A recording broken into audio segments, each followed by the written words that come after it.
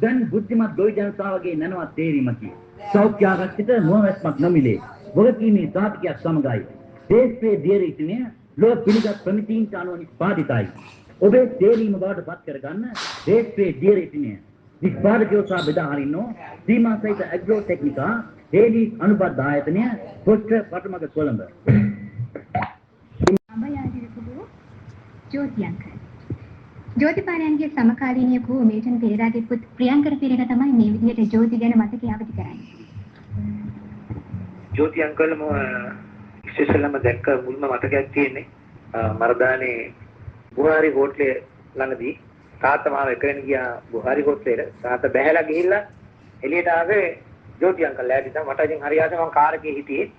එතන මට තාම මතකයි සාරවිට චිත්‍රපටි හෙල්පින්සන් එකේ පෙන්නනවා ජෝති අංකල් ආවා ළඟට මම කාර් එක ළඟට ඇවිල්ලා ජෝති අංකල් එක්ක ඇවිල්ලා කවුද සහෝදරයෙක්ට මේ ඉන්නේ ඕගර ගොරෝසු ගහන්නේ මට තාම මතකයි මේ ඉන්නේ මිල්ටගේ පුතා කියලා කිව්වා. මට ඒක තාම චූටි මතකයක් වගේ තියෙනවා. මම කොහොමත් පොඩි කාලේ කන්ට්‍රැක්ට්ලා තිබිච්ච දෙයක් තමයි මිල්ටනේ ජෝති හොඳම යාළුවෝ කෙනෙක් අනංගයත් එක්ක තරහයි කෙනෙක් අනංගයට ආදරේ කොහොම අනංගවාදයක් කියලා එකක් ඒ කාලේ ගීත වාදයක් තිබුණා කියලා මට මතකයි පොඩි කුඩාවදී ජෝති අංකල්ගේ තාත්තගේ මිත්‍රත්වයත් ඒ කියන්නේ එතන ඒක කියලා නිම කරගන්න මේ පුළුවන් දෙයක් නෙමෙයි. මම හිතන්නේ බොහොම රසවතුන් දෙන්නේ මම දැකලා තියෙනවා දෙන්න බැන ගන්නවා සම්ඩු වෙනවා එක එක්කෙනාට විහිළු කරන ඒවා ඒගොල්ලන්ට විහිළු කරනවා වගේ අසවත් දේවල් මම දැකලා තියෙනවා. කොහොමත් අර සරඩ්ඩල්ලිස් මහත්මයා කියනවා වගේ ජෝතිපාල තමයි ගීත ලෝකෙට රසවතා. ඔව් මේ අවස්ථාවේ ආනන්ද සමරකෝන් මැදිරියට පැමිණියේ ජෝතිපාලයන් වෙනුවෙන් සුජීවා චිත්‍රපටයේට චන්දන ඇල්ලෙන් නාලා ගීතය රචනා කළ මාධ්‍යවේදී ධර්මසිරි ගමති. අපි එතුමන්වත් මේ අවස්ථාවේදී සෙනෙහසින් පිළිගන්නවා අද අමරණීය ජෝති ප්‍රසංගය වෙනුවෙන්. දැන් අප අමරණීය ජෝති ප්‍රසංගයට දෙවැනි ගීතය ඉදිරිපත් කරන්නටයි සැරසෙන්නේ. එදා ජේ.ජේ. යෝගරාජා නිෂ්පාදනය කළ ආනන්ද වික්‍රමසිංහ අධ්‍යක්ෂණය කළ සීන අහසේ වසන්තේ චිත්‍රපටයේට මේ ගීතය ගායනා කළේ ඔබේ හදබැඳි ජෝතිපාලයන්. ඔහු එම ගීතයේ කීවා මා හදේ හිරුත්තබයි මා හදේ සඳුත්තබයි කියලා.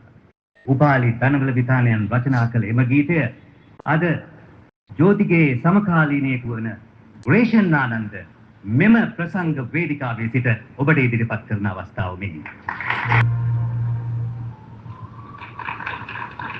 සිද්ධ කියන්න ඕනේ වෙයි ජෝතිය ගැන කතා කරන්න මට වචනයක් කතා කරන්න අවශ්‍ය වෙන දවසේ මම 1970 අර දසනායක උන්නේ මාව අඳගහයි මේ තාජ් මහලක් නමවන්ත නැහැ මට ඔබ ඉදිකලේ හසත කිමි කියන ගීතයටයි කීමි ඔබට 100,000 වර කියන ගීතයටයි ගිටාර ගහන්න තමයි මම ආවේ ගිටාර වාදයකට මම සාපි දරන්නදී අජන්තය ගන්න දානසය යන්න සරත් දසනායක දාන අපිට අතර නැහැ දාන සරත් දසනායකයන් ගෙනලා ජෝතිපාල වෙනස්ම පැත්තකට ගෙනාවේ එයා තමයි. එතකොට ඒක අනිත් එක තමයි තාජ් මහල් කෙනෙක් මම කැලලක් කියන්න මම වැඩි වෙලාවක් ගන්නෑ. තාජ් මහලක් ලිංග කරුණාරත්න අබේසේකර සූරින් මටත් එක සින්දු දෙකක් තුනක් ලියලා තියෙනවා. අනාගත වාක්‍යකුත් කිව්වා වාටත් පුතා වාටත් කියනවා අනාගත ජෝතිපාල වාගෙන් කියලා. ඒ කියන්නේ තාජ් මහලක් එකකින් කැලලක් කියන නවත්තන්න.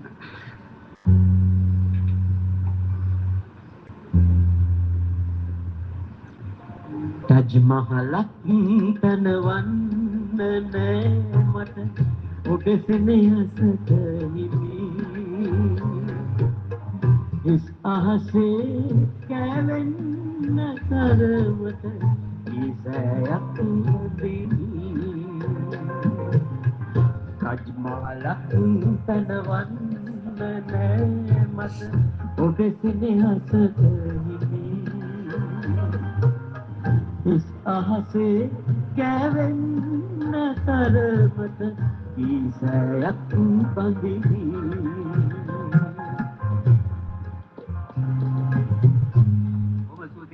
ඒ ග්‍රේෂන් ආනන්ද අපි සුදුපන්ත වෙනවා ජෝතිපාලයන් පිළිබඳව මතකයේ අවදි කිරීම සම්බන්ධව. මිනිස්කම ඇත්තේ කවරෙක් තුලද ඔහුට හෝ ඇයට මගේ හදවතට සමීප වීම කිසිසේත් අසීරු නොවේ. ජෝති වරක් ජනමාධ්‍යයන්ට එසේ ප්‍රකාශ කළා අපට මතකයි. එයින් හැඟෙනුයේ ජෝති මොනතරම් නිහතමානී අවංක පුද්ගලයෙකුද යන්න නොවේ. අද මේ අමරණීය ජෝති ප්‍රසංගයේ පැවැත්වෙන අවස්ථාවේ මේ පැමිණ සිටින ශ්‍රී ලංකා ගුවන්විදුලි සංස්ථාවේ නියෝජ්‍ය අධ්‍යක්ෂ ජනරාල් එම්.එස්. පෙරේරා මහතා, ශ්‍රී ලංකා ගුවන්විදුලි සංස්ථාවේ වෙළඳ සේවා අධ්‍යක්ෂිකා මයුරි අබේසිංහ මහත්මිය, වෙළඳ සේවා පාලක ටී.ඩී.කේ. ජයන්ත මහතා, ඒ වගේම ශ්‍රී ලංකා ගුවන්විදුලියේ සංගීත අධ්‍යක්ෂ රාජිත් ගාමිණී විජේසේකර යන මහත්මීන්ව අප මේ අවස්ථාවේදී ඉතා සතුටින් මතක් කරනවා. අපේ තාත්තගේ අඹ යාළුවෙක් හෙවත් ජෝති අංකල් තවත් සුන්දර මතකයක් අවදි කරන්න තමයි මේ සූදානම් වෙන්නේ. බයිලා චක්‍රවර්ති එම්.එස්. ප්‍රනාන්දු කියන්නේ ජෝතිගේ බොහොම හිකිට්ටු බන්තියෙක්. ඉතින් අපේ තාත්තගේ අඹ යාළුවෙක් හෙවත් ජෝති අංකල්ගේ මේ මතකය අවදි කරන්නේ ප්‍රවීණ ගායන ශිල්පී සුසිල් ප්‍රනාන්දු. ජෝති අංකල් ගැන කියන්න ගියොත් මම හිතන්නේ ගොඩාක් දේවල් කියන්න දෙනවා. මොකද මම ජෝති අංකල්ලා දකිනකොට මම ගොඩක් පොඩි. ජෝති අංකල් හරි උසයිනේ. ඒතර මම ජෝති අංකල් දිහා බලන්නේ මම හමුදු විදියකට. මොකද එයා නිතරම සුදු පාට තමයි යා ගොඩක් අඳින්න කැමති උනේ. ඉතින් ජෝති අංකල් බැඳලා එතකොට මට ඇති අවුරුදු 10ක් විතර වගේ ජෝති අංකල් බැඳලා වින්ටර්ටිස් එක්ක ඉස්සෙල්ලාම අපේ ගෙදර ආවේ. මට මතකයි අපේ තාත්තයි අපි ඔක්කොම අපේ අම්මලා අපේ තාත්තලා ඔක්කොම එක වෙලා අපේ ගල්කිස්සේ මුහුදු වෙරළට ගියා. මේ ජෝති අංකල් තිබුණා පොඩි ප්‍රියමනාපයක් මේ තන ඉන්නා මොහොතේට මේ වෙනකොට මට්ටි පැනෑටි සම්බෝලය යන්න හරි වචනේ ආන්නේ පැනෑටි සම්බෝලය අද ඉතින් එම්එසා යන්කෝ අපි ගිහිල්ලා එන්න මේක ගිහිල්ලා බලලා එමු කියලා ඇවිල්ලා හරි පුදුම සහගත මේ ඇල්මක් දැක්වේ මේ ඒ මනුස්සයා වගේ වැඩවල ජෝති අංකල්ට මට වාසනාව ලැබුණා මෙයාගේ ගීත කීපයකටම මම ඒ දවස්වල වාදක මණ්ඩලයේ සුතතරංග වාදක මණ්ඩලයේ ඉන්නකොට මට යාට පසුබිම් වාදනය සපයන්න මට ගොඩක් අවස්ථාවල ලැබිලා තිනවා.